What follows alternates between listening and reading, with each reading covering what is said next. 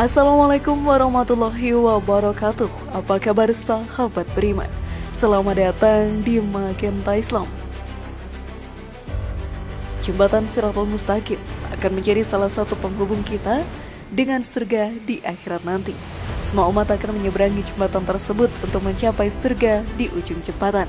Untuk mencapai hal itu, ada beberapa proses yang harus dilewati. Lalu apa sajakah itu?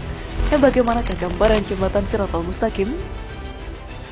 Simak video ini hingga akhirnya agar pemahaman kalian utuh dan tidak tersesat. Berikut, siapkah kamu dengan 7 pertanyaan pada 7 perhentian Jembatan Shirathul Mustaqim versi dari Magenta Islam.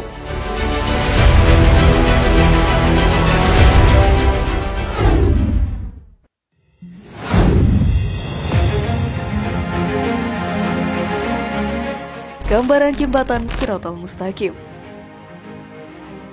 Semua manusia pasti akan mati. Cepat atau lambat kita akan kembali ke pangkuan Allah Ta'ala. Di akhirat nanti, amalan yang kita lakukan selama hidup di dunia akan menjadi penolong kita di akhirat nantinya. Jembatan Shirathul Mustaqim pun harus kita lewati agar bisa mencapai surga. Salah satu gambaran dari jembatan tersebut adalah sangat tipis dan juga tajam. Dijelaskan dalam hadis. Aku diberitahu bahwa jembatan itu lebih halus dari rambut dan lebih tajam dari pedang. Hadis riwayat Muslim. Lalu jembatan tersebut terbentang di atas bara api neraka Jahanam yang sangat panas. Disebutkan dalam hadis, dan dibentangkanlah jembatan di atas permukaan Jahanam.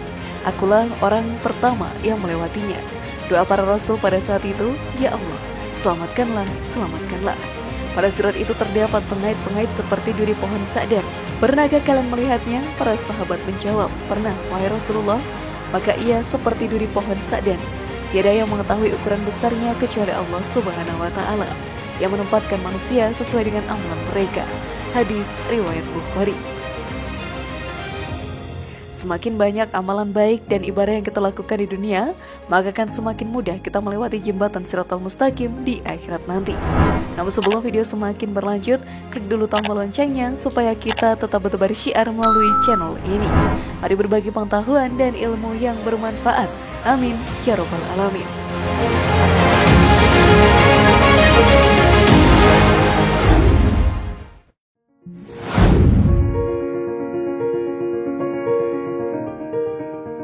Bekal untuk menyeberangi jembatan Shirathul Mustaqim. Saat masuk ke dalam alam kubur, kita akan sendirian. Keluarga, teman, dan sanak saudara tidak akan mampu menolong kita. Hanya ada amalan ibadah yang kita lakukan di dunia yang bisa membuat kita terhindar dari siksa kubur. Dalam kubur nanti, diri kita pun akan ditanyai 6 pertanyaan oleh malaikat. Pertanyaan tersebut adalah: Man Rabbuka, siapa Tuhanmu? Madinuka, apa agamamu? Man Nabiyuka, siapa nabimu? Ma kitabuka, apa kitabmu? Aina kiblatuka, di mana kiblatmu? Terakhir adalah man ikhwanuka, siapa saudaramu? Semua pertanyaan tersebut, sahabat beriman, telah kita ketahui semua jawabannya. Jika kita sering menjalankan amalan baik dan ibadah di dunia, maka kita dengan mudah bisa menjawab pertanyaan tersebut di alam kubur nantinya. Namun jika kita menjadi pendosa, lidah kita pun menjadi keluh dan mulut kita akan tertutup rapat hingga tidak mampu menjawab pertanyaan tersebut, sehingga kita mendapatkan siksa kubur yang amat pedih.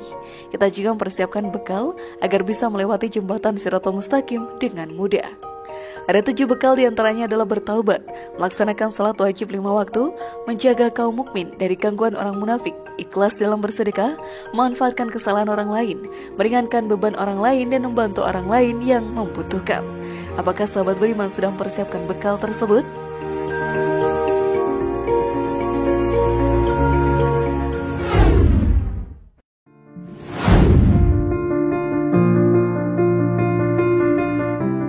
Kondisi umat yang melewati jembatan Shirathul Mustaqim.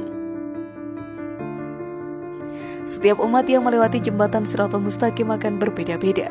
Hal ini disesuaikan dengan amalan ibadah yang mereka lakukan di dunia. Hal ini pun dijelaskan dalam hadis. Rasulullah SAW lalu diutuslah amanah dan rahim atau tali persaudaraan. Keduanya berdiri di samping kiri kanan sirat tersebut. Orang yang pertama lewat seperti kilat. Aku bertanya, dengan bapak dan ibuku aku korbankan demi engkau. Adakah sesuatu seperti kilat? Rasulullah SAW menjawab, tidakkah kalian pernah melihat kilat bagaimana ia lewat dalam sekejap mata? Kemudian ada yang melewatinya seperti angin, kemudian seperti burung dan seperti kuda yang berlari kencang. Mereka berjalan sesuai dengan amalan mereka.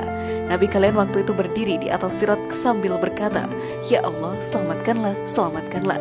Sampai para hamba yang lemah amalannya, sehingga datang seseorang lalu ia tidak bisa melewati kecuali dengan merangkak.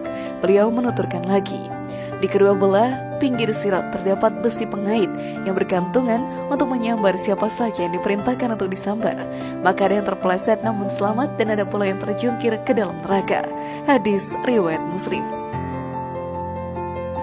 Maka dari itu sahabat beriman, perbanyaklah ibadah dan selalu dekatkan diri kepada Allah Ta'ala agar menjadi salah satu umat yang diselamatkan dari siksa api neraka.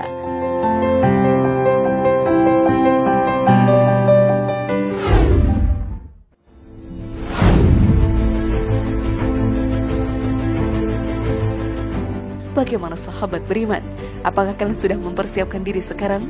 Semoga informasi tadi bermanfaat ya, dan buat kita berpikir lebih bijak. Mari bangun Magenta Islam ini dengan cara klik tombol subscribe, like, share, dan aktifkan tombol loncengnya. Wassalamualaikum warahmatullahi wabarakatuh, dan jangan lupa tonton video yang lainnya.